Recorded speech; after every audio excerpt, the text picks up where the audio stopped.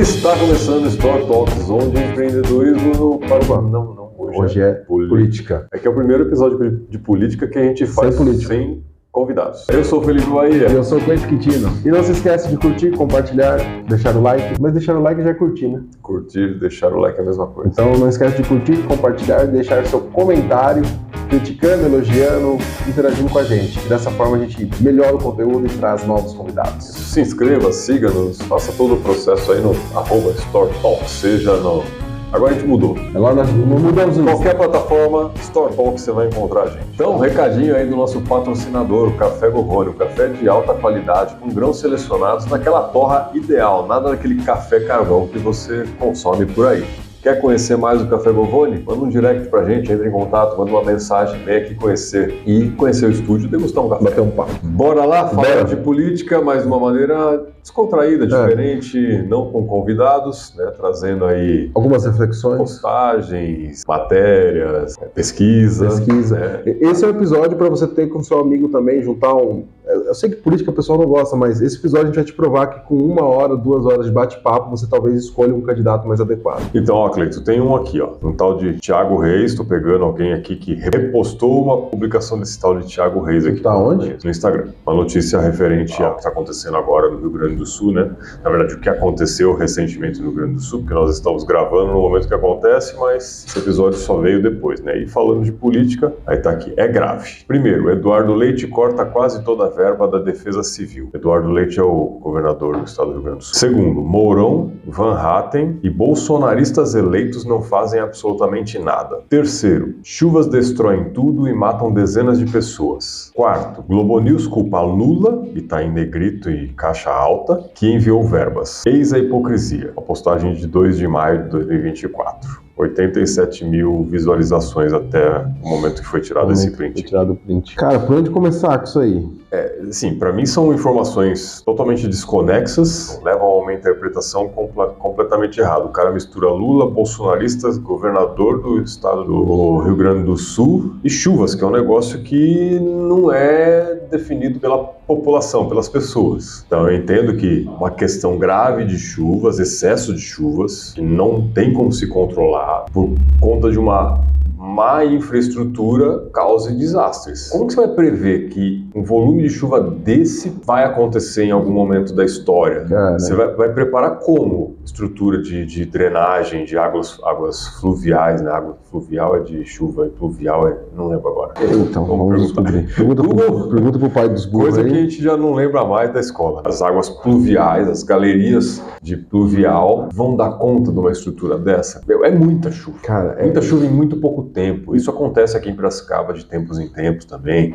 Roda o Porto alaga. Então, assim, culpar as pessoas, eu entendo que o governo tenha que fazer alguma coisa para minimizar, prestar ajuda, como eles estão prestando, mas o negócio ficou caótico num nível que não dá para você salvar, infelizmente não dá para salvar todo mundo, e a sociedade precisa se envolver. Eu vi alguns vídeos, inclusive, de pessoal resgatando cachorros, então sociedades ali que se preocupam com o bem-estar do animal, resgatando os animais que ficaram para trás, e com certeza, infelizmente, muitos morreram, pessoas, animais e tudo mais, né? Em 2011, se eu não me engano, a última grande chuva aqui de Piracicaba foi bem catastrófico mesmo. Meu pai com os vizinhos, todo mundo ali tem barco, eles saíram de barco e foram encostando nos ranchos que tem na beira do rio para resgatar, para ajudar as pessoas. Você não pode esperar somente da Defesa Civil e do governo, né? Aqueles que podem também se dispor a ajudar. E eu sei que a sociedade faz isso. Ajuda. Por exemplo, eu vou citar aqui, a gente está gravando antes, né? Bem nessa época da chuva, quando for ao ar,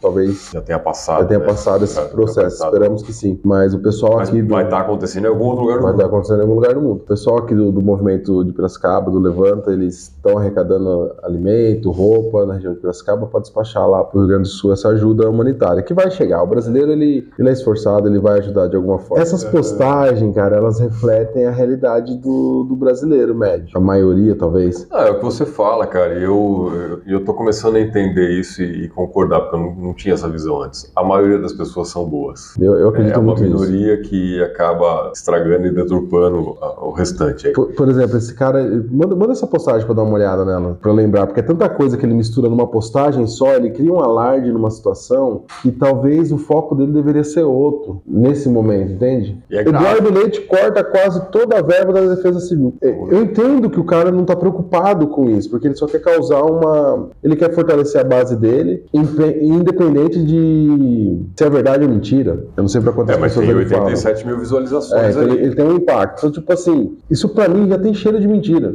Então eu tô tentando até achar aqui, que como o negócio tá acontecendo agora, aí vem só as notícias atuais, né? Em meio à tragédia no Rio Grande do Sul, Eduardo Leite e deputado do PSOL discutem por orçamento destinado à Defesa Civil. Matheus Gomes publicou nesta terça-feira que o investimento era de 50 mil e foi rebatido pelo governador em coletiva. Aproveitamento político. Aqui ele tem até matéria, depois quem quiser procura no Globo aí. Em seguida, o governador afirmou que o Estado investiu 115 milhões no enfrentamento de crises climáticas. 0,2% do orçamento. Cara, não tem dinheiro para resolver um problema desse. Não tem. De novo a gente volta àquela questão de obras, né? São obras que às vezes você faz com base em quê? Em previsão. Porque você... Pode nunca acontecer, pode acontecer antes de você acabar a obra. Eu vou misturar, exatamente. Eu vou misturar um pouco de notícias falaciosas e tendenciosas, manchetes para chamar clique. Eu tava conversando com um amigo meu, ele falou assim: Cleito, postaram outro dia, um jornal da vida aí, eu não vou citar qual, que eu não vou lembrar qual agora. Foi a maior chuva dos últimos 10 mil anos. Faz 100 anos que a gente monitora. E a matéria, como que você coloca que faz 10 mil anos? Você não tem um monitoramento de 9.900 para trás. Você não tem histórico desse período. Como que você coloca só para chamar a atenção? A gente monitora. Nunca aconteceu nos últimos 100 anos. Aconteceu em outras regiões, sempre acontece. Sim, Rio de Janeiro, todo ano tem problema. Tem problema. Agora, o histórico do Rio Grande do Sul tinha essa dinâmica. Previsão é previsão. Talvez a previsão ali que eles trabalhavam com a Defesa Civil, porque a Defesa Civil não é um bando de pateta também. Sim. Pelo menos não deveria ser. São pessoas técnicas. Pelo que eu conheço, são pessoas técnicas que vão usar relatórios técnicos para avaliar. Eles vão olhar e falar assim: a gente precisa construir uma barragem. Isso é um negócio mais profundo de se avaliar, né? Então, tipo, os últimos, 100 anos no Rio Grande do Sul, nunca teve uma chuva dessa. Como que eu ia adivinhar que ia chover? E não ia ter o que fazer. Vamos pegar o exemplo, por exemplo, dos Estados Unidos. Rolou umas tempestades também ali no centro-oeste e tal, furacão, e dizimou cidades. Todo ano acontece a mesma coisa. As pessoas sabem que vão acontecer, dizima a cidade, acaba com tudo, o povo continua morando nas mesmas regiões, passando praticamente todo ano pelos mesmos problemas, acaba com todas as construções, porque lá é tudo de papel. Talvez ele já construa com esse intuito que é mais barato, eu sei que vai quebrar ano que vem. Então, assim, cara, são parâmetros muito subjetivos. Eu sei que tem chance de acontecer, mas vou ficar aqui. E é o que acontece nas favelas, nas regiões mais pobres do Rio de Janeiro, que todo ano cria-se esses burburinhos por conta de morreu gente, deslizamento. O povo tá no lugar errado. Mas o governo não faz... Cara, você mesmo deu exemplo aqui já várias vezes. Construíram lá as casinhas no Javari aqui em Piracicaba. O pessoal sai das casas e volta pra favela. Por diversas questões. A estrutura não é só da casa. Diversas questões. Tem muito pormenor. Então não adianta você só cobrar o governo, e é independente se é um governo mais à esquerda, mais à direita, ninguém vai resolver todos os problemas. E como você disse, esse deslizamento no Rio de Janeiro que acontece todo ano, já passou o governo à direita e à esquerda. Sim. É que eu vejo o pessoal, assim, usando isso politicamente, uma tragédia politicamente. Então, quando acontece com o governo de direita, o pessoal da esquerda massacra. Quando acontece com o governo de esquerda, o pessoal da direita bate, o pessoal da esquerda fica quieto. Todo mundo discorda disso, que é um problema. Sim. Que é complexo. Então, vamos lá. A matéria. Eduardo Leite corta quase... A matéria não, né? O post, né? Que tem uma relevância e chama atenção. Tendencioso. Eduardo Leite corta quase toda a verba da Defesa Civil. Cara, coloca a verba em 115 milhões. Coloca aqui, pelo menos, um link no teu post em seguida. Olha só aqui, ó. A verba era X, foi para Y. Então você tá falando que ele cortou de 150 e reduziu para 10 milhões? É uma denúncia incrível. Se ele reduziu 50 milhões em 115, ou que era 165, ok, é representativo. Mas ia resolver o problema?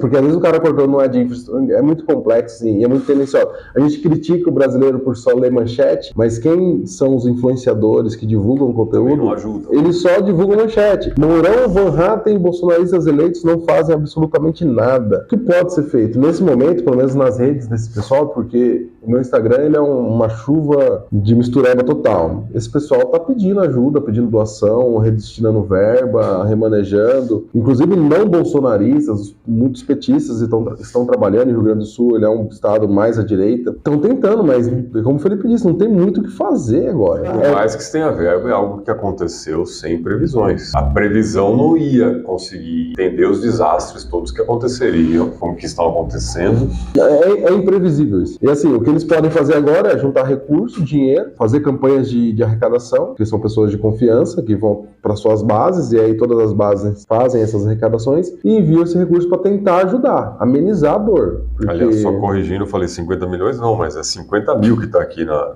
matéria do Globo. Cortou 50 mil?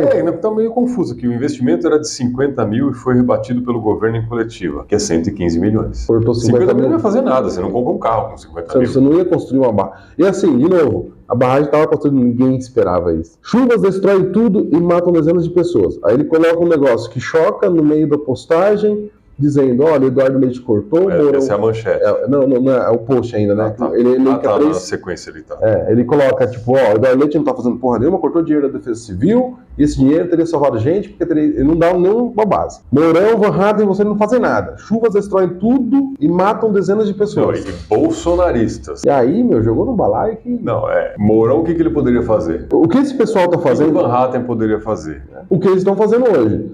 Pedir doação, remanejar alguma emenda que eles têm para o Rio Grande do Sul, vão passar a direcionar, e eu tenho certeza que eles vão fazer isso, porque eles não são idiotas, eles precisam do voto, eles precisam aparecer para a população, então eles vão mandar redestinar as emendas parlamentares, que são obrigatórias, talvez eles tentem antecipar essas emendas, isso não acontece do dia para a noite, agora é só amenizadora, depois contabilizar prejuízo e, vamos ter que construir casa. Uma próxima. E agora sim, agora aconteceu uma vez, vamos estruturar isso. Ou talvez eles vão olhar nas previsões climáticas, na ciência, né, que a turma fala, vão olhar aqui, vão olhar para o dado e falar assim, cara, não tem previsão de acontecer isso de novo. Isso não tem como prever. Não tem como prever, porque pode não acontecer nos próximos 100 anos, daqui 100 anos vai acontecer de novo. E aí ele joga, bolsonaristas eleitos não fazem absolutamente nada. Todos os outros estão fazendo, só os bolsonaristas. Só os bolsonaristas pararam de fazer? Não, aí isso aqui é muito generalizou.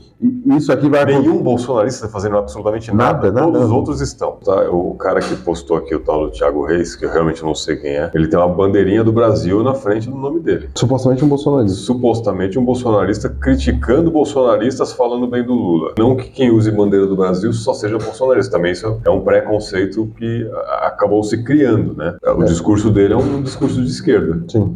E aí que você pega, e ele elogia o Lula no final, né? Aí você pega aqui, elogia não. Globo News, totalmente de direita bolsonarista, está criticando o Lula. Tipo, é uma salada de fruta que o cara cria e tem um alcance, mas é a ignorância da população. Rio Grande do Sul, 56% da população votou no Bolsonaro. Tudo isso é bolsonarista. A população escolheu ali, a maioria é bolsonarista, e os caras que são os bolsonaristas eleitos pro Rio Grande do Sul, eles não estão olhando pra isso? É óbvio que eles estão olhando pra isso, gente.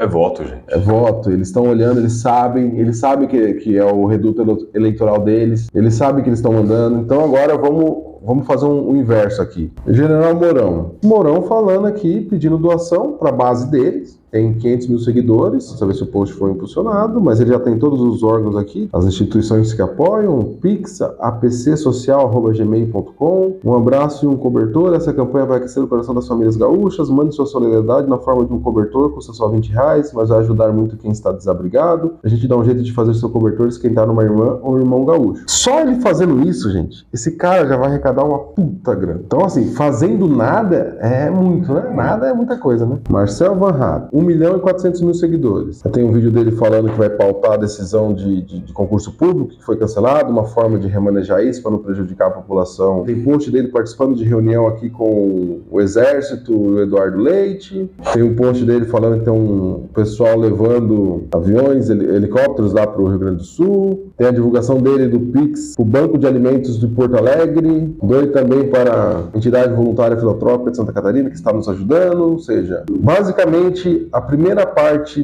dos posts deles, só do Instagram, é só pedindo apoio e arrecadação para as vítimas do Rio Grande do Sul. Ele tá falando para 1 milhão de seguidores. Então o Hatten também não tá fazendo nada? Nada é muito pouco. Né? Nada é muito pouco. Então assim, ele citou nominalmente 2 caras criticando para chamar clique. Você vai na página desses 2 caras, eles estão fazendo o que dá para ser feito, eles não têm como construir uma barragem, eles são seres humanos. Só que quem faz isso? O cara olhou lá e já ficou revoltado e criticou. Não entrou para ver o que cada um está fazendo e para ver realmente se a informação que o post está ajudando. Então, quando você receber alguma coisa assim, faça isso, pesquisa, olha lá, entra, vai mais a fundo. É isso. Vai aparecer. É isso que eu estou fazendo aqui. Perdeu aqui 10 minutos. Exatamente 10 minutos que eu contei. Eu tá dando 20 minutos agora, porque eu startei aqui, eu anotei. Aí ele coloca: Globo News culpa o Lula, que enviou verbas. Posta a porra do link da matéria, pelo menos pra gente poder ler. Mas vamos tentar fazer aqui. Eu confesso que às vezes eu tenho dó da Globo. Quando você vê um post de um cara desse falando que a Globo News criticou o Lula e ela apanha também dos bolsonaristas, eu fico: tem aqui uma matéria escrita assim, ó. E eu não vou assistir esse vídeo. O governo Lula foca em tragédia para evitar críticas. É basicamente o que todo governo faz. Que todos os governantes estão fazendo. O que eu faço? Eu não vou responder nenhuma pergunta de outro tema. Vou ficar dando atenção só para isso. Bater nisso. Vou ficar buscando arrecadação para isso. Vou ficar destinando verba para isso. Vou fazer tudo que tiver ao alcance. Assim como teve os deslizamentos no período do Bolsonaro, ele parou também, foi lá, visitou. Mesma coisa. Pesquise. Gaste 1 minuto assim para dar uma. Não é muito tempo. Não é muito tempo. E para deixar claro, né? A gente não é nenhum especialista aqui também. A gente está fazendo isso como cidadão. Como eleitor, faz o mínimo, pesquisa. Tá, a gente vai falar sobre. Eu quero falar sobre uma pesquisa, a gente conversou sobre ela quando ela saiu, no começo de abril. Então a gente pega uma pesquisa lá do Paraná Pesquisa que é muito interessante. Paraná Pesquisa, que diz ser um instituto confiável de pesquisas, né? Queria, assim, se alguém conhecer alguém de algum instituto de pesquisa, eu tenho muitas dúvidas sobre isso. Como é feito, como é apresentado. Estatisticamente, a gente entende que a pesquisa normalmente acerta. Agora, o fato dela acertar me gera uma dúvida no sentido de o quanto ela influencia naquele cara que é tipo, não tem ninguém, já que esse tá ganhando. Duvidoso. Já que esse cara tá ganhando, eu vou votar nele, vai.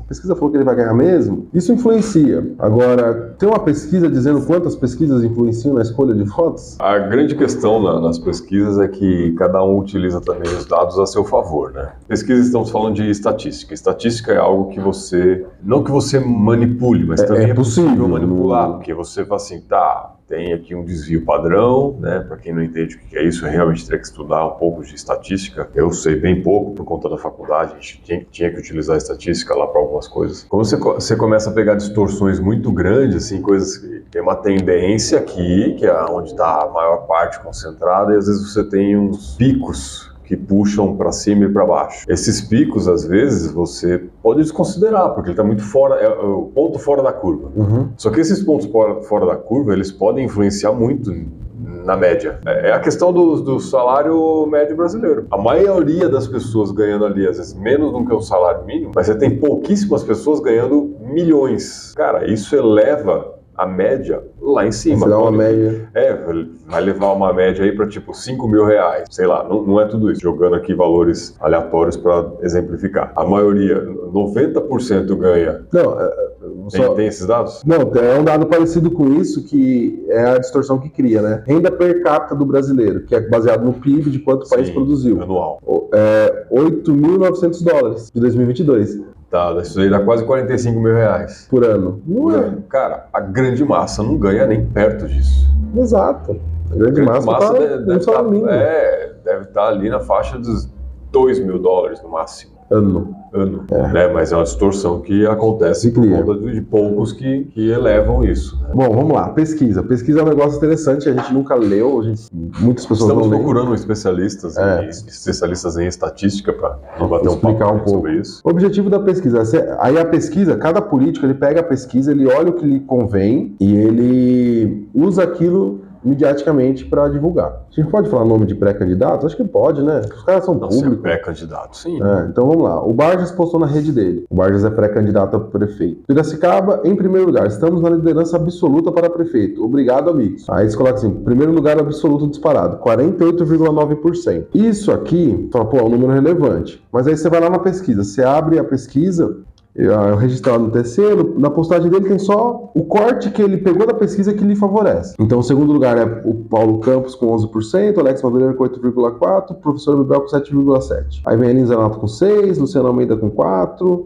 não sabe, não responde com 6%, Branco e Nuno com 7%. Aí você vai lá e abre a metodologia de pesquisa, porque aqui não menciona nada. Quando ele posta assim, se a pessoa olha, ela fala assim, nossa, quase 50% da população tá votando no Vargas. O indeciso fala, vou junto com a maioria, não feito mais nada. Mas quando você abre, conversou com quantas pessoas? 700 pessoas. 700 pessoas numa população de 300 mil eleitores. 300 mil eleitores.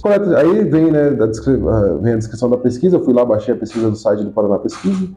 Pesquisa de opinião pública realizada no município de Piracicaba com o objetivo de consultar a população sobre a situação eleitoral. Abrangência município de Piracicaba, coleta de dados realizada através de entrevista pessoal entre o dia 28 de março e 2 de abril. A amostra é representativa da população da área pesquisada e foi selecionada em 2 etapas. Na primeira etapa, realizou-se um sorteio probabilístico das localidades onde as entrevistas foram realizadas através do método PPT, probabilidade proporcional de tamanho, considerando a população residente nas localidades com base para essa seleção. Eu não entendi porra nenhuma do que isso está dizendo. Basicamente, eles acharam uma região que representa toda Piracicaba, isso é impossível. Da vila para o centro muda tudo. Na segunda etapa, a seleção dentro da localidade foi feita utilizando-se cotas amostrais proporcionais, em função das seguintes variáveis: gênero, faixa etária, escolaridade e renda domiciliar mensal. Cara, isso aqui em Piracicaba é muito distinto. Você atravessou o rio, o negócio muda. Não precisa atravessar o rio, você falou aí. Um bairro. Saiu da Nova Piracicaba, Vila Resende para o centro, muda. Mas da própria Vila Resende para Nova Piracicaba muda, porque são realidades distintas. Aqui tem um outro ponto: tamanho da amostra e margem de erro. Para a realização dessa pesquisa foi utilizada uma amostra de 700 eleitores. Tal amostra representativa do município de Piracicaba atinge um grau de confiança de 95%. Nem fudendo. Se eu fizer essa pesquisa com 700 pessoas que eu conheço, o Vargas está perdendo, porque o meu corte social é diferente. A margem de erro estimada de quase de 3,8 pontos para mais ou para menos. Coleta de dados realizada por equipe especializada e treinada. Bom, essa equipe especializada e treinada, ela tem preferência política? E a forma como você pergunta é complexa, eu não sei. Então aqui, de fato, não respondeu, não sabe. Não respondeu e não sabe. 70%. 70%? 66,7%. Então, dos 700, você tem aí resposta de apenas... Calculadora? 3, Calculadora? 7, 21, 210 pessoas. 210 pessoas. Muito bom, Felipe. Matemática melhor que eu. O contador. Então, assim, no geral dessa pesquisa, 70% simplesmente não respondeu. Então a pesquisa já fica reduzida a 210 pessoas. Eu já estou falando, a amostra de 700 pessoas já não é relevante. Dessas 700, a maioria não respondeu. Aí dos 210 que responderam a pesquisa, 16,9% indicou Vargas. Branco ou nulo, 7%. 70% não respondeu, 7% falou branco ou nulo, então 80% aí quase falou assim, foda-se. 80-20, ó, Pareto aí de novo. 20% foi quem se dispôs a responder. E aí, realmente, o Vargas Negra tem 16% de 700. Não, dos 700 pessoas, 16,9% indicou o Vargas. 16,9% indicou o Vargas. São 118 pessoas. 118 pessoas dividido pelos 233 que responderam, dá aqui os quase 50% que o Vargas tem. Deu 51%, que eu imagino que foi mais ou menos o cálculo que ele fez. Então você olha e fala assim, realmente 50% das pessoas que responderam votaram no Vargas. Das pessoas que responderam, que é uma grande minoria. Grande minoria. Aí o Alex Madureira vem... Grande minoria é uma contradição também. Ninguém votou, 7%, já então segundo lugar não tem ninguém. Não, e se você for considerar nessa situação, nenhum candidato seria eleito. Nenhum candidato seria eleito, exato. Porque... 72% de voto nulo. Não vou nem votar. O Vargas, quem pegaria a maioria, o Vargas ganharia, né? 200 pessoas. Não, se não tiver um mínimo de votos, a eleição não é válida. Eu não sei como funciona isso. Vamos olhar agora. Então aqui a gente já vê que transportei essa frase do futebol para a política. Pesquisa eleitoral é igual biquíni. Mostra tudo menos o que interessa. Porque... Vamos lá, né? Bom, pesquisa, metodologia. Então a gente já sabe aqui que a maioria da população está pouco se fudendo para a política em abril. Aí ele vai para a pesquisa estimulada. Ou seja, se você pergunta para a pessoa, ela nem quer responder, mas quando você para ela... Cara, não entendi isso. Se no primeiro cenário, espontaneamente, 70% não quis conversar, você já forçou ele a... Você continuou conversando. Viu? Quem você votaria? Não, foda-se, não quero saber disso. Aí, não, volta aqui. E se eu te falar aqui, ó, Vargas, Paulo Campos, Alex Madureira... Aí é estimulada. A estimulada. Aí no cenário 1 da estimulada, o Vargas 48,9%. Mas, cara, a maioria não ia votar em ninguém. E aí quando o Barjas é questionado, o Barjas ficou o quê? 16 anos aqui como prefeito? Ele teve 3 mandatos, mas ele colocou o Gabriel Ferrato no meio do caminho. No meio do caminho. Então são 4 mandatos que ele tem em destaque. Então assim, o que você lembra de prefeito de Piracicaba nos últimos anos é Barjas. Então o pessoal só foi o primeiro nome que veio à cabeça. Aí em segundo lugar o Paulo Campos e o Alex Madureira em terceiro. Aqui tem um negócio legal, ó. Em agosto de 23, na estimulada, o Barjas caiu 1%, o Paulo Campos subiu. Aí tem uma outra postagem que agora eu entendi a outra postagem, Felipe. O Alex Madureira postou que ele é o candidato que mais cresce nas pesquisas. Ele saiu de 6 para 8, 2%. E falta porque ninguém cresceu 2%.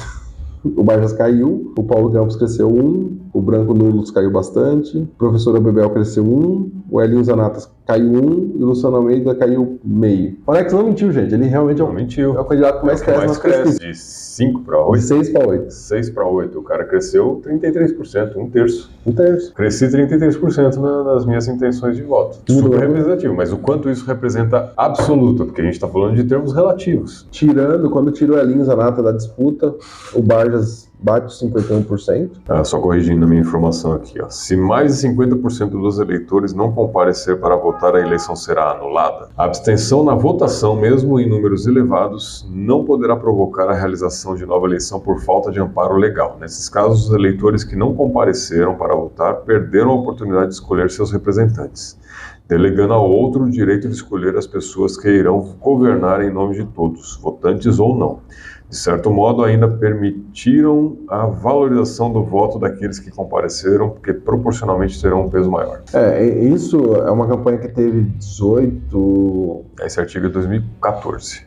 Na época, acho que foi na época do 14, foi Aécio. Tinha muito essa divulgação, vamos anular, não vamos votar. Isso foi uma narrativa criada, porque se você fica forçando as pessoas a não votarem e você tem uma base forte de militante que vai votar, você fortalece o seu, entendeu? E aqueles indecisos que podem ser convencidos no meio do caminho, eles ficam desesperançosos e não vão. Porque na verdade são 50% dos votos válidos. E voto válido é quem foi, é branco, nulo e... Tá aqui na sequência. Se mais de 50% dos eleitores votarem nulo, a eleição será anulada? Não. Os votos nulos, assim como os votos brancos, não são computados como votos válidos. É isso. Dessa forma, a eleição somente poderá ser anulada caso mais de 50% dos votos nas eleições majoritárias forem anulados judicialmente. É isso. Então esquece, esse negócio de fraude, né? Uma fraude, uma suspeita e tal. Uma fraude comprovada, né? Que aí também é outros 500. O voto branco é direcionado para o candidato que está na frente. Este mito decorre do artigo 106, parágrafo único do Código Eleitoral, lei número 4.737/65. Determinava que os votos brancos contavam para a determinação do quociente eleitoral. Essa regra fazia com que o quociente fosse maior, dificultando que legendas partidárias de menor expressão alcançassem esse índice e, consequentemente, favorecendo os grandes partidos coligações que normalmente lideram a intenção do eleitor. Mas com o advento da Lei 9.504/97, essa regra foi expurgada de nosso sistema eleitoral. Desde 97 isso não é mais viável. E o pessoal está falando. Simplesmente votos brancos e nulos não são válidos. Então assim, você ficar em casa, você votar branco, nulo... Você está abrindo mão do seu direito e vai deixar com que outro escolha por você. Você vai ter que aceitar. Você vai ter que aceitar. Então é isso, ou você vota... O que aconteceu em Piracicaba nas últimas municipais, né? Você levantou as informações aí, 30% não foi votado. De abstenção. Tinha pandemia, mas... Esses 30% mudava a eleição. Mudava a eleição. O trabalho de um candidato, por mais que a gente tenha esse preconceito de criticar, falar que política é tudo vagabundo, que não trabalha... Eles trabalham 6 meses, cada 4 anos. Mas na campanha esses caras têm que trabalhar, hein, gente? Porque é foda pegar, convencer uma galera. Mas a cada 2 anos, né? Porque eles trabalham para a campanha deles e para os candidatos majoritários. Não, mas tem gente boa. E dá para escolher. Dá pra escolher. A gente tem visto isso aqui nas gravações que nós temos feito. Você com certeza já assistiu os diversos episódios que nós temos aqui, né? Tem gente que você olha, você conversa, você fala assim, não, isso aí não está preparado, as ideias talvez sejam boas, mas... Está muito cru. Não, e às vezes está muito cru. Utópico, mas tem gente muito preparada. Assim, pode ser que ele não consiga, né? Esse candidato, essa candidata chegue lá e não consiga, porque aí tem outras questões envolvidas. Mas que eu acho que também dá para se preparar. Então, por exemplo, teve o pessoal que passou aqui, o Vanderlei comentou que o partido dele tem uma plataforma, inclusive eu acessei, muito boa, assim que tiver aberta à população. Aberta à população, e dá toda a base política. Não, esse negócio da pesquisa é muito interessante, né? Cada um usa a pesquisa do jeito que ele quer e se não for favorável, não divulga que ela existiu. Por exemplo, na página do Luciano Almeida não tem nenhuma pesquisa, porque na pesquisa ele está apontado como a maior rejeição. É controversa a rejeição para o prefeito eleito? Talvez sim, talvez não, porque você pensa, todo problema que você tem, você vai culpar o prefeito. De certa forma, o brasileiro tem muito essa questão, então é muito fácil rejeitar ele. Mas, de fato, a maioria rejeita ele? Não sei. Rumo ao primeiro lugar. Segundo lugar na pesquisa espontânea. Alex Madureira, pré-candidato a prefeito com maior crescimento nas pesquisas. Ele não coloca número porque é estratégia. Porque quando ele colocar um número que eu sou... Ele sabe que ninguém vai ler a pesquisa. Ele sabe que ninguém vai ler, só o pontão aqui. A obrigação dele é dizer se a pesquisa está registrada. E ele é o que mais cresceu, de fato. Mas a gente está falando no universo de 100%, ele tem 2. Ele tem 8. Tem 8% e o Barges está com 40 e não é bordoado. Então, mas dentro dos números... espontâneos. E de votos computados, digamos assim. De respostas efetivamente computadas, não aqueles que não responderam. Exato. Ou seja, as respostas válidas. Espontâneo, porque tipo assim, ele pergunta pra pessoa, você quer responder? Não. Ah, mas entre esses candidatos? Então, assim, a maioria das pessoas não querem nem bater esse papo. Aí, quando ele é instigado a responder, ele aponta o Alex. Os 700 responderam, entendeu? Depois de uma cutucada. Se deixasse, a pesquisa tinha sido assim. Você vê, um usa um tipo de informação, o outro usa outro tipo de informação. Nenhum dos dois. Nenhum tá mentindo. Nenhum tá mentindo, mas nenhum tá dizendo... É meia verdade. Meia verdade. Talvez... Eu escutei uma frase essa semana de um amigo que diz: existe a mentira, a puta mentira e a estatística. Porque, cara, é muito surreal isso, né? Pra rede, olha como isso gera engajamento. Se você vai nos comentários, estamos juntos, vamos pra cima, vamos fazer Piracicaba ser a melhor cidade, vai na fé, amigo, Deus te abençoe, meu prefeito, a hora é agora, levanta, vai Piracicaba, com certeza ele vai fazer a diferença na cidade. Xingando, hein? Tem meu apoio. Desbloqueio. Eles podem ter excluído, né? Terá o meu voto, já ganhou! 8%, já ganhou! A eleição ainda tá longe. É nisso, futuro prefeito, vai ganhar. Aí vem os caras que estão vindo só de alegre, né? Bolsonaro apoia, tem meu apoio. Vai, Bolsonaro. Não, é prefeito, gente. Bolsonaro não vai fazer nada aqui. Meio elegível ele é. Bora, pessoal, conquistar o voto a voto. Nosso futuro está aqui pra cima. E aí você tem páginas e páginas de comentário do pessoal engajado. Isso é bom pra eles, né? O Alex tem 145 mil seguidores. Se ele tiver todos esses votos, ele ganha. Aí se você olhar pra rede social, se rede social refletir, o Alex tem 145 mil. O Barges tem 17. Só que o Alex fez uma campanha para deputado estadual recentemente, né? Aí tem um outro fator que é complexo, né? A gente tem 3 deputados estaduais, que é um problema da política brasileira. Pô, vocês estão eleitos. Eu vou levar esse questionamento para eles. Vocês tinham que estar trabalhando lá, não fazendo campanha. Você já tem um cargo político para ajudar a Piracicaba. Por que você quer vir aqui ser prefeito? Ah, mas eu posso fazer mais por Piracicaba. Pô, tenta eleição quando acabar o teu mandato. Vai pensando no projeto nesses 4 anos, vai redestinando verbo. Não tira o foco do teu mandato. É que é a grande crítica do governo de São Paulo, do Dória, né, que aconteceu, mas todos, acho que praticamente todos fizeram isso na prefeitura de São Paulo, né? Entrava como prefeito, abandonava o mandato, se candidatava a governador e era eleito. Então, o Tarcísio quebrou essa... O Tarcísio quebrou esse padrão, isso é bom. Ele foi direto para governador. Só que talvez ele faça isso em 26... Para prefeito. Para presidente. E aí é um negócio pra gente se pensar, né? Você perde um ano de trabalho, porque, tipo, o pessoal já tá rodando, a agenda, o tempo é limitado. Não, já fica na mão do vice, né? Já fica na mão do vice, do suplente ali. Não tem suplente para governador. Não, no caso do deputado estadual, né? Tipo, ele já deve estar tendo a equipe dele lá trabalhando, mas já não é ele, tipo, bem distante, né? Tá rodando Piracicaba e não tá lá na Câmara dos Deputados. Que é um negócio que para mim não faz sentido, cara, o negócio de suplente. Não faz sentido, concordo. Se ele não existisse, talvez ele não estivesse arriscando o mandato dele, porque ele ia perder. Exato. Mas se você sair, o próximo eleito vai entrar no seu lugar. Aí, seria interessante isso, ó. Se você tiver um mandato... O próximo pode ser de outro partido, provavelmente vai ser. Não, mas quando eu falo suplente é isso. Acontece às vezes do suplente ser de outro partido. Mas é da coligação. É da coligação. Eu tô falando do eleito. Você tem a escala de... Quem seria eleito? Se você sair, é aquele outro lá. E deputado estadual, eu não sei quantas vagas são. Não faço ideia. 94 deputados estaduais. Então, se o cara que tá lá... Que seja em primeiro ou 94º lugar. Se qualquer um sair, por qualquer que seja o motivo... Tinha que ser o 95º. O problema é que o coeficiente eleitoral tem que acabar. Agora, só continuando a questão da pesquisa aqui, eles fizeram uma coisa que eu tenho curiosidade de entender. Impacto da indicação de uma figura maior na decisão de votar em um candidato a prefeito de Piracicaba. Ex-presidente Jair Bolsonaro, com certeza votaria na indicação 32%. Representativo. De quantos? Dos 700. 700. Dos 700. 700 pangaré lá que você olhou. Jamais votaria na indicação do Bolsonaro, 43%. Poderia votar 20%. Então, 52% aqui, aí tem 4% ali que não votou. E aí, mas tipo assim, 52% dos entrevistados diz o seguinte: olha, se tiver um candidato que o Bolsonaro indica, eu tendo uma tendência pra cá. Só que aí quando você vai pra pesquisa estimulando, fala assim, ó, tô falando de vários candidatos aqui, um deles foi indicado pelo Bolsonaro, a maioria ainda foi no Barges. Foi no outro que não é. Ou seja, eles mesmos já se contradizeram na pesquisa. O governador Tarcísio também tem a maioria, 27% com certeza votaria, poderia votar 36% e 31% jamais votaria. Ou seja, a rejeição do Tarcísio em Piracicaba é menor que a do Bolsonaro. E aí do Lula, era o que a gente já imaginava. 57% jamais votaria no candidato do PT em Piracicaba. Bebel tá ferrado. Bebel tá... Isso aqui, diria para o Bebel, fica aí... Quieta aí. E aí 20% votaria, né, com certeza, que é o que o PT teve. E estamos falando em cima desses números.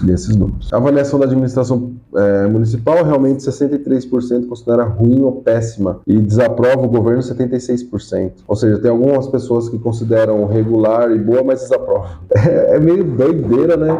É que é muito subjetivo, né, cara? A gente está trabalhando com dados relativísticos aqui. É muito relativo, cara. É muito relativo, porque assim, ó, vamos lá. Avaliação da administração do Luciano. 63% fala assim, ó, ruim, péssima. Você aprova? Desaprova ou não sabe? Então você tem aqui 63% que é ruim e péssima. Eu entendo que quando é ruim e péssima, você desaprova. O cara que acha regular, ele tá aprovando. O cara que acha ótimo e boa, tá aprovando. Mas aí quando você vai pro outro lado, uma parcela do que acha ótima, boa e regular, desaprova o governo. Prefeito. Não, e nessa pesquisa pode ter gente que respondeu que é ruim ou péssimo e ainda assim aprova. E ainda assim aprova. Porque isso também tem uma questão de... Posso voltar na pergunta anterior? Não, você já respondeu. Que aí a pessoa reflete. Quando você faz prova de alternativa lá, né? Não sei você, mas no meu tempo de escola, ia respondendo, aí você chegava numa outra questão, peraí, mas... Aí volto lá, apago e respondo de novo, né? Porque aquela outra pergunta lá atrás, lá na frente, te remeteu a alguma outra resposta lá naquela outra que você já tinha feito. E assim, aí tem um comparativo, né? Que eles sempre colocam, tipo, a aprovação do Luciano Almeida. Ela piorou, né? Em agosto de 23, 74% desaprovava, e em abril, 76% desaprova. Ou seja, aumentou a rejeição. São as mesmas 700 pessoas? Porque talvez esse pessoal aqui que desaprovaram... Não, obviamente não são as mesmas pessoas. Então, esses 700 que decidiram agora... Talvez em agosto também estava desaprovando. Não, aí nesse ponto eu até entendo, e é por isso que existe a margem de erro. É estatística. É estatística. Então você vai lá, você faz um experimento. Ciência, ela funciona em cima disso. E aí qualquer tipo de ciência, né? Ciência que eu falo de pesquisa mesmo. Então você vai lá, vai fazer um experimento de física. Você tem que replicar ele várias vezes. Quanto mais replicações você fizer, mais fiel a informação que você tem. Só que eu vou lá e faço hoje um experimento de soltar a bolinha e medir a velocidade que ela chega aqui na mesa. Aí eu faço isso aqui 100 vezes hoje. E passou alguns dias eu vou fazer o mesmo experimento.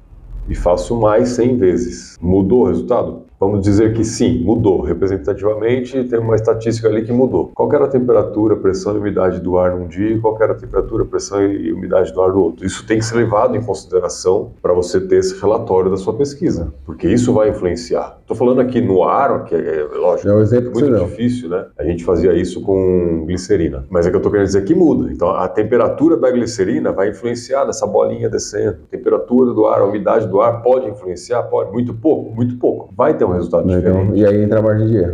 E aí entra essa margem de erro. Mas eu fiz em duas situações distintas. E a pesquisa é isso que você está falando. Pesquisa de eleição é isso, eleitoral é isso. Então eu fiz em duas situações distintas, em momentos distintos, com pessoas distintas. Vai ter uma diferença. Mas é uma diferença de quantos por cento? 1, 2% talvez seja aceitável. Eu tô falando sem conhecimento de estatística para esse tipo de coisa. Agora, não, deu 50%. Aí, cara, realmente tem alguma coisa que mudou. Aí tem algum fator externo muito grande que impactou. Se eu medir a velocidade da bolinha aqui, ó, com o tempo que ela chega na mesa, com a mesma altura, tal, se num dia dá uma média ali de 1 milissegundo e no outro dá uma média de 2 milissegundos, cara, é 100% de variação. Alguma coisa Tá acontecendo. no sistema mudou para que tenha esse impacto. É só 1 milissegundo, tá? Mas esse 1 milissegundo é 100% de variação. Agora você falou, eles colocaram lá em cima que tem uma variação de 3,9 pontos percentuais para mais ou para menos, com margem de erro. Então a gente pode concluir que tudo relacionado ao Luciano Almeida não mudou. Porque 74 foi para 76. Bem, então, ele tá estável. Ele tá estável. O ruim tá estável. Estável abaixo da média. Abaixo da média. Tá estável em 0. O bom é que para crescer, ele pode ter crescimento infinito, né? O outro teve um crescimento ali de 30%, sou o que mais cresceu infinito. Política é foda. Mas é por isso que eu falo assim, então todo mundo usa pesquisa. Eu entrei no site lá, gente, a gente vai pôr o link aqui do Paraná Pesquisa, custa mais ou menos R$15 mil uma pesquisa. Eu vou colocar isso no radar, a gente conversou com uma candidata que também falou que até se dispõe a fazer, que é a Paula Fiuzek, que é juntar um grupo de empresários, pelo menos aí uns 30, 40, uns 60 empresários e falar assim, vamos bancar uma pesquisa nossa? E a gente vai fazer essa pesquisa até gastar um pouco mais e falar assim, a gente quer essa pesquisa, mas a gente quer que você converse com X bairros. Quantos bairros tem em Piracicaba? Sei lá, eu gostaria de que conversasse com 30 mil pessoas. Então, tem que pegar toda a massa, cara. Que seja do Jardim Europa, seja do Javari. 30 mil pessoas teria que ser. Tipo, tem que pegar pelo menos 10% de cada da massa eleitoral. Da massa eleitoral. Seria interessante. Aí te fazendo uma pergunta aí, o que te passa pela cabeça da importância de uma pesquisa como um todo? Cara, hoje... Pro eleitor, pro candidato... Pesquisa, eu acho que vira mais voto do que candidato na rua. Eu também acho. Ela influencia muito mais. Ela influencia muito, porque o Brasil... Mas isso pro cara que tá na ponta. Porque eu acho que quem tá atrás, não. Falando especificamente do Barges, porque ele tá liderando, né? Então, o Barges, ele tem uma rejeição. Isso aí a gente sabe que existe, porque tem muita gente que eu converso que critica parte do governo dele. Só que é um cara que nem, tipo, não é vamos dizer assim, um apolítico. Um cara que tá indo votar porque ele é obrigado e ele ainda vai, mas ele vai meio tipo, foda-se. Ele vê uma pesquisa dessa e fala, vou votar no Barges, foda-se. É o efeito manada, né? O FOMO, né? O medo de estar fora do negócio. Então, vou queimar meu voto, vou votar naquele que não vai ganhar. Cara, isso é um pensamento muito pobre. Né? Muito pobre. O papel de quem gosta de pensar, eu enxergo assim, eu já falei isso aqui nos programas de política, o papel de quem gosta de pensar isso, gosta de pensar política, mesmo que não vá ser candidato a nada. Por exemplo, eu faço isso na minha casa hoje. Tipo, a minha esposa, ela é esse perfil que talvez ela vá por obrigação. Minha sogra, meus pais, alguns tios que são mais próximos, eles são mais assim. Então, meu papel, eu tô me debruçando sobre isso. Então, meu papel, eu entendo, como cidadão, é influenciar essas pessoas também. Um nicho ali de 10, 15 pessoas e levar voto pro meu candidato, eu acredito. Se eles não estão se importando com a política, pelo menos me apoie.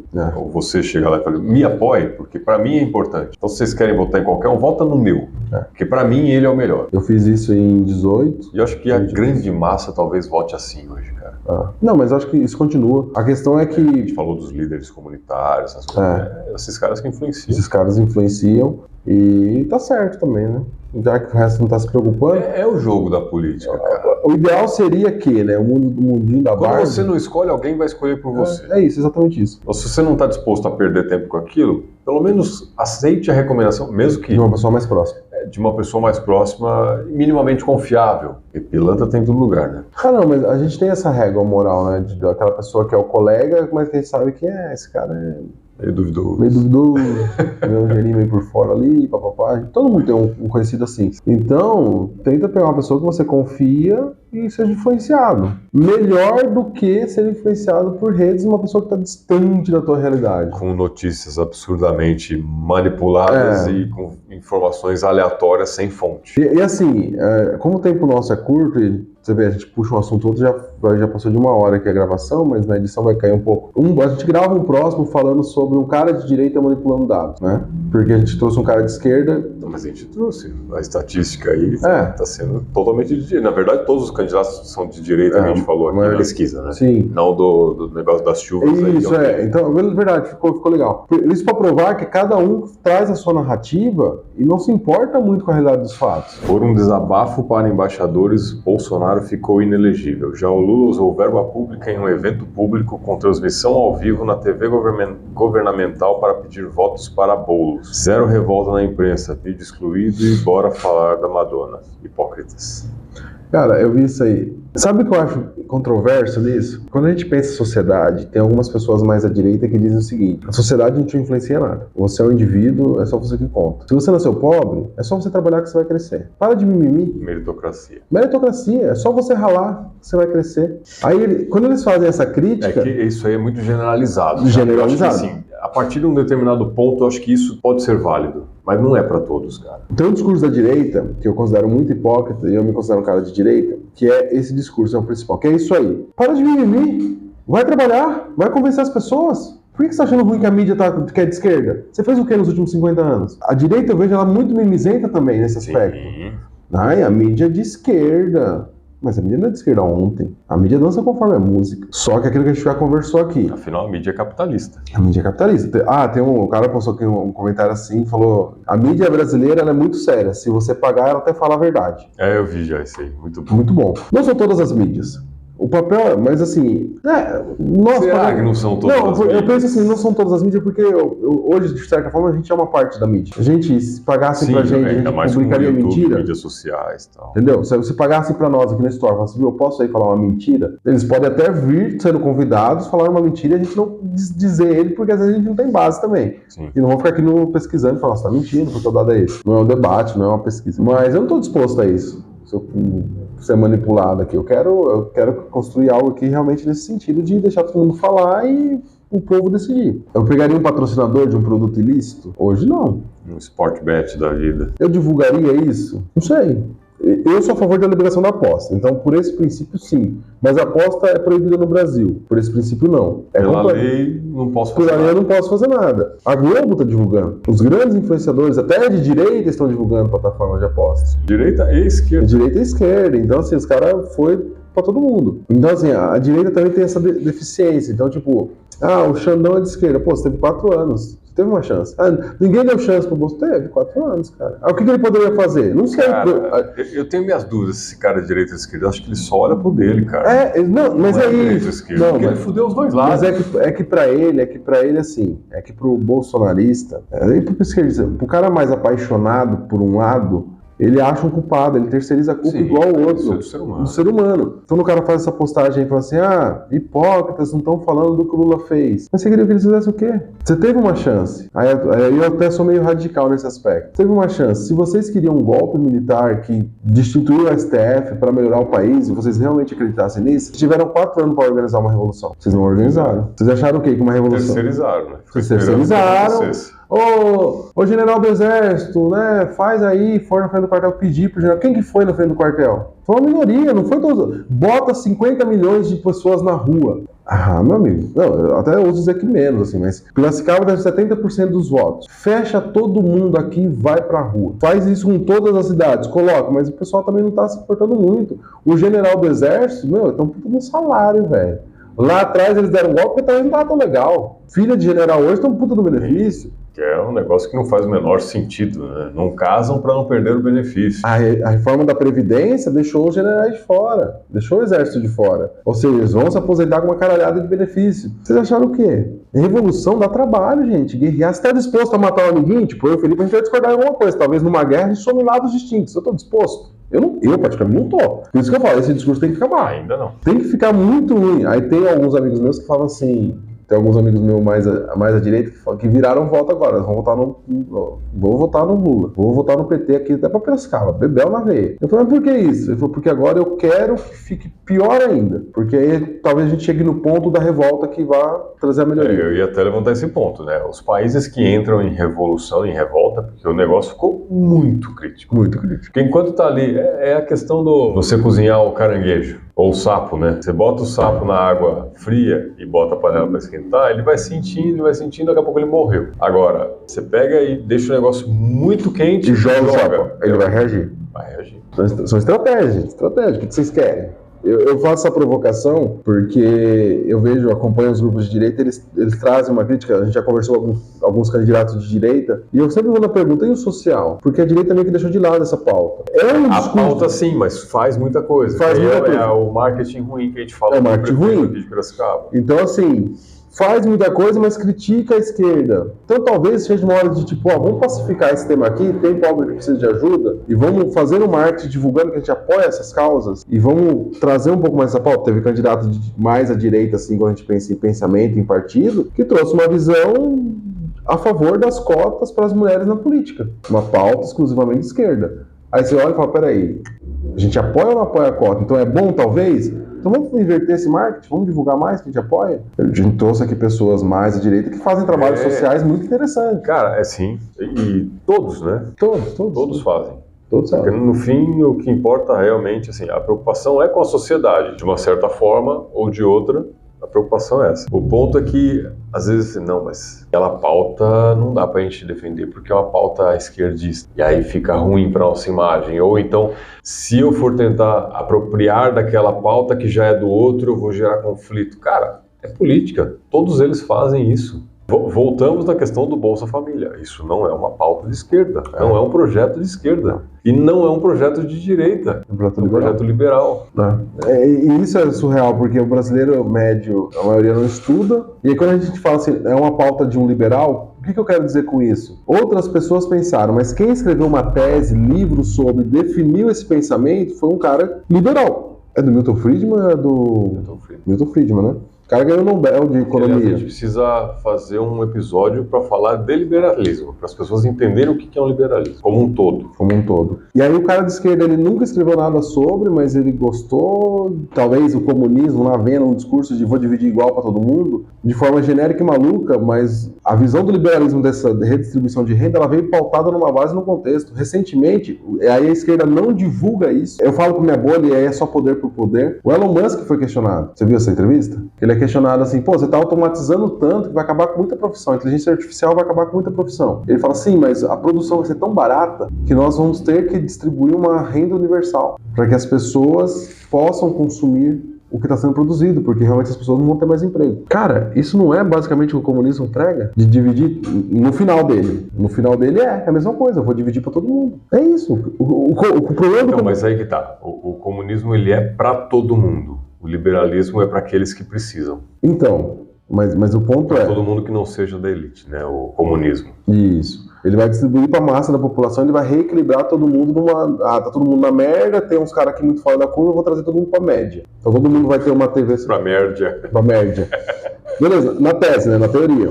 Só que, qual que é o caminho para isso? Como que eu chego nesse universo utópico? Não, a gente faz uma revolução, mata uma galera que discorda, convence os que discordam, mas não querem lutar. O caminho do comunismo é esse. O caminho do comunismo é esse. O que o Elon Musk quer fazer? Eu vou chegar e vou dar uma renda universal. Mas lá vai ter muito mais gente precisando. Porque eu estou criando um problema que é a inteligência artificial substituindo profissões. E aí ali eu dou uma renda para essas pessoas. Meio doideira, né? O grupo de Piracicaba recebeu aqui, ó. Madonna, Rio de Nojeira. É o show da Madonna. 3.200 PMs, 1.500 policiais civis, 3.000 agentes da prefeitura. Quantos no seu bairro? O show da Madonna é no Rio de Janeiro, o cara tá botando isso aqui em Piracicaba. Outro estado, outra cidade. Outra realidade. E o que ele quer dizer com isso? A impressão que eu tenho, vindo de onde veio, para a segurança da Madonna, estão fazendo tudo isso. Para você que é cidadão, não. Cara, isso aqui é para proteger a população que vai estar lá, porque vai ter milhões de pessoas. 3.200 PMs para milhões de pessoas não é nada. Coloca essa situação com uma visão deturpada. Misturada. Volta na primeira discussão. Volta na primeira discussão. Ele esse aqui é um grupo de direita, tá, gente? Aquele outro era uma postagem de esquerda. E aí ele mistura umas coisas que é igual o carnaval, né? Que algumas pessoas simplificam demais. Essa festa não deveria existir. O show da Madonna, galera, como tudo que é do capitalismo, gera uma grana pro pobre que vocês não fazem ideia. Tem o cara que vai olhar o carro na rua, possa ter uma renda. Vai vender cerveja. O cara vai vender cerveja, o cara vai vender água. O pequeno comércio em volta. Um outro exemplo de grandes eventos assim, que me vem na cabeça agora, é a AgriShow. Não tem mais hotel. As vagas de hotel... estive lá, né? Você foi, né? O pessoal foi ver agora... Quarta-feira esgotou o ingresso. Os caras foram ver lá, tipo assim, o hotel mais fuleira que ainda tinha vaga, porque era muito... E não era em Ribeirão Preto. E não era 100 quilômetros, acho. Já tava em R$1.000 a diária. Não, teve amigo meu, né, que trabalha junto comigo ali, das empresas que eu trabalho, eles reservaram um hotel com 3 meses de antecedência da AgriShow, conseguiram em Bebedouro, que dá 90 quilômetros, cara. Então, assim, você quer ir pra AgriShow, você tem que reservar quando ela acaba, pro ano seguinte, senão você não consegue. Então você não consegue. Isso é um fato. E olha só, o show da Madonna é muito próximo disso. A gente fala do Pão e Circo, por si só... A população quer. A população consome e engaja. O show da Madonna não é pra pobre, gente. Esse é aberto, né? Esse é aberto, beleza. Esse é, então corrige aí. Mas os fãs da Madonna normalmente não são o cara que consome Madonna. Não, mas vai a galera porque é de graça. É de graça, mas aí você vai... Isso aqui funciona melhor que a Lei Rouanet, cara. O governo botou 10 milhões pra fazer o show e vai ter 10, 20 vezes isso de retorno na sociedade, cara. Como uma parte vai recolher imposto, uma boa parte não, porque é o vendedor de cerveja de latinha na rua que não vai recolher imposto diretamente, mas na fábrica quando produziu. Já gerou imposto. Né? Não, é uma cadeia produtiva que não tem então, como falar que não traz retorno. 3.200 policiais militares, 1.500 civis, mais 300 agentes da prefeitura, cara. Precisa! E na verdade talvez seja até uma falha de segurança aí, porque divulgar os números, né? Talvez seja estimado também. Mas assim, é pegar um problema e a gente fala, cara, tão pobre desse raciocínio, né? E ele comove pessoas que não fazem um pensamento mais profundo. Mas em termos de liberalismo e negócios, qual é o risco-retorno disso? Quanto eu vou botar e qual que é a minha estimativa de retorno e qual prazo? Pô, isso aqui é quase instantâneo. Isso aqui não foi organizado em uma semana, talvez alguns meses aí. Mas o primeiro negócio que eu vou pôr 10 milhões é arrecadar. Arrecadar 200 é 20 vezes meu investimento, cara. Me fale um investimento desse aí. Tiagão, fala aí. Porque isso aqui a gente está falando também é um retorno para todos, para a sociedade e para o governo. Não, os eventos não tem jeito. É igual ao futebol. Você fala assim, o futebol, Pão e Circo, quando teve a Copa do Mundo aqui... Isso foi um investimento mal feito no Brasil. Então, mas ainda assim foi o dinheiro, né? Mas que não se pagou, né? Não se pagou no longo prazo, mas... De novo... Mas é porque foi estratégia ruim, deliberada. E o time jogou mal também. Sacanagem. Não, eu falo por conta da construção dos estádios em lugares que não precisava construir, exatamente. Então, tipo, Mato Grosso e Brasília, nem tem time lá pra jogar. Agora o estádio tá lá parado. Mas assim, seria um puta do negócio, mas assim, a gente só errou na gestão do processo. Mas a gente tem uns discursos fáceis que eu tenho visto com os vereadores aqui, os pré-candidatos, que não é tão fácil assim, né? É complexo o processo. Bom, o nosso intuito aqui, né, Cleiton, é trazer pensamento crítico. Se você que assistiu esse episódio aqui entendeu um pouquinho, que a gente perdeu aqui investimos 1 hora e pouquinho para fazer esse episódio, você vê que em poucos minutos a gente tratou assuntos de esquerda, postagens de esquerda, de direita, pesquisa, com um pensamento crítico tentando ver dados efetivamente. De onde veio a postagem? Quem postou? Qual é a fonte? Qual é o fundo disso aqui? Se não, cara, você só vai confiar na manchete, no que o Zé Ruela do lado fala e aí depois você vai ficar reclamando. E assim, também para vocês verem que, 2 horas de conversa entre aqui 2 amigos, dois empresários, a gente já consegue, se a gente tivesse destinado essas 2 horas para escolher um candidato, talvez a gente saísse daqui com uma pessoa. Que ainda não é momento de eleição, são só pré-candidatos, mas se você fizer uma vez por semana uma conversa dessa, quando você não cresce? Sim, e é o que a gente está falando do programa, né? Os Store Talks, no fim das contas é uma aposta. A gente já está com quase 80 episódios, quer dizer, nesse momento já tem mais de 80, estamos na gravação aqui. Quanto que a gente não aprendeu nesse... Coloca uma média aí de 1h30, 1 hora por episódio, 80 horas de bate-papo. É muito conteúdo. Talvez não aprofundado, mas dando insights e ideias. Uns um pouco mais profundos, outros mais superficiais, mas que faz refletir. De qualquer forma, faz a gente... Porque a gente sai daqui e a gente continua pensando. Não, e a gente fica voltando os temas e buscando mais informações. É pouco tempo você parar pra pensar. Um jogo de futebol tem 1h30. Então, se a gente gastasse 1h30... Que eu tô falando 1 hora depois de editado, né? Sim. A gente passa mais tempo. Outra, né? Pra quem não sabe, mas depois que a gente desliga as câmeras... Então, são 80 horas aí, sem considerar a edição, né? Porque a gente... quer dizer, cortando e só com a edição. Porque depois disso a gente... Ainda fica conversando e muita coisa acaba... Assim, na verdade, silêncio, né? Mas de bate-papo mesmo, mais ou menos 1 hora, 1h30. Fora o que a gente continua batendo papo depois e refletindo sobre o assunto com o convidado, às vezes só nós dois aí, às vezes mais de 2 horas. Mais de 2 horas, então, traz muita reflexão aí sim. Né? Mas acho que por hoje é isso, né? Hoje é isso. Não se esqueça do seu café Guvoni. Isso aí, o café que cura azia. Porque, né, como a gente estava conversando aí, né, o problema real do café, a gente nunca falou, né, mais a fundo do Café Govone, aqui, nosso patrocinador, meu amigo lá de Botucatu, o Ângelo, ele estava me explicando que o problema do café que dá azia, que não é só café. Além de ser um café de baixa qualidade, com torra mal feita, tem palha, tem bicho e tem milho. E depois que você torra tudo e moe, você não sabe o que tem ali. Você vê um pó, né?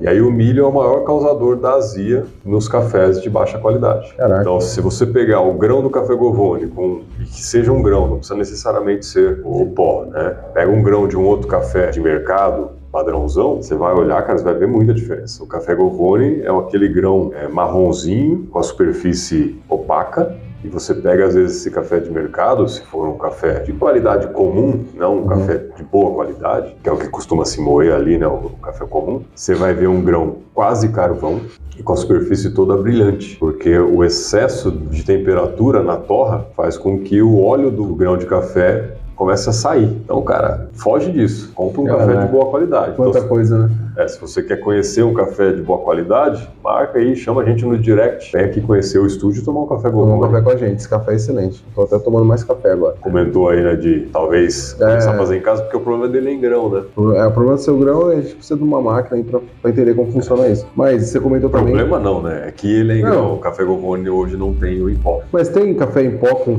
alta qualidade nesse sentido? Tem, mas aí você não vai pagar 15 € no pacote, né? Não, ok. Aquela questão que a gente já conversou aqui, questão de custo-benefício, mercado, tudo isso que a gente fala quando fala de negócio. Mas para quem toma um copo por dia, no meu caso, eu tomo só de manhã, e agora eu tô tomando aqui, justifica investir. Ó, só de você não ter azia. Só de não ter azia, porque aí eu todo dia tinha azia, eu cortei o café. Mas tem máquinas, além de você poder comprar um moedor à parte, né? Não precisa ser uma máquina automática, que a gente tem aqui no estúdio. Tem máquinas de moer com custos acessíveis, aí de menos de R$200 às vezes. E tem cafeteiras de filtro que moem também. Tem que procurar isso aí. O Ângelo também comercializa esses produtos aí, né? Falar com ele. A máquina automática é o mais forte dele por conta do café em grão, que é mais prático, né?